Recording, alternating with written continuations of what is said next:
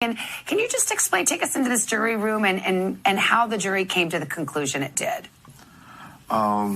Collectively together, we looked at all the evidence that we was presented with, and we made our decision off of that.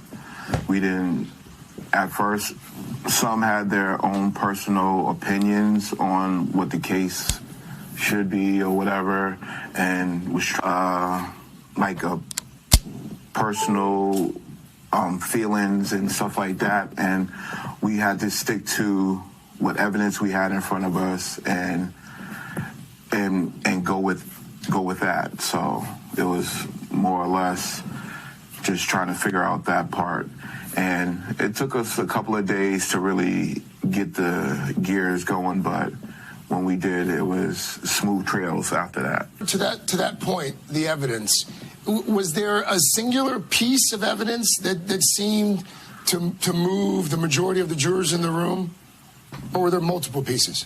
It just was.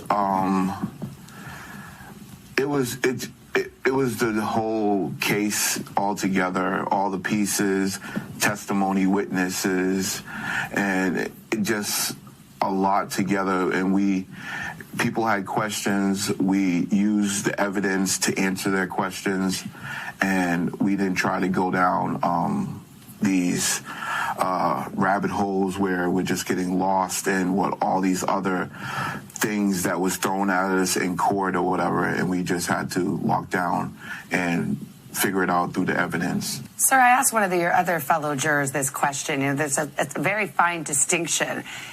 In your opinion, is Karen Read innocent? She didn't do this? Or is it just that the prosecutors did not put on enough evidence to convict? Karen Read is innocent, and she didn't do this crime. No one could prove that she did this crime, so I looked at her from day one as an innocent woman that needed to be proven guilty, and I don't think any of that was shown in this process. Sir, to that point, if she didn't do it, who did? That's not my job. So, I mean, something did happen to Mr. O'Keefe, and it's foul play or whatever you want to say, but there was no evidence to even, through multiple witnesses and testimony by his autopsy and everything, there was still no one said to solid evidence that there was a collision or he got hit by a car. You don't think she hit him with the car at all? No, I don't. Not with the evidence that was put in front of me and what we heard over everything. No, I don't. Were you aware of just how high profile this case was? There were throngs of people outside in front of the courthouse. I know the jury officers, kept you away from that, but there was a big scream at the end when the verdict was read that was audible in the courtroom. How much did you know about that, and how much, if anything, did that have to do with your process, your deliberations? I was just going to go with whatever evidence showed us. If it was finding her guilty or finding her not guilty, and we were just going to go with the evidence. And at the end of the day, when I came in on Monday, I established to everyone, I just want everyone to feel like they're heard 100%, their thoughts, their process is being heard also in that process. And everyone felt at the end of the deliberations that everyone felt good about the decision that we all collectively came together with. In the end, there is still a mother who lost her son, Officer O'Keefe.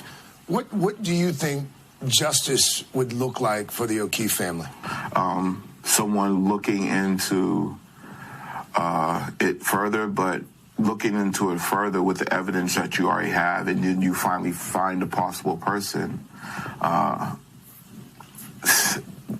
there's going to be the same complications of all this other stipulations of the evidence and everything else to go along with it. So it's just hard. And to put a mother through that, and a father and a brother and a whole family through that again it's a lot. Even me being there for 8 weeks and 9, and just sitting and watching the videos and seeing the tape and everything, it's a lot to see your loved one go through that. So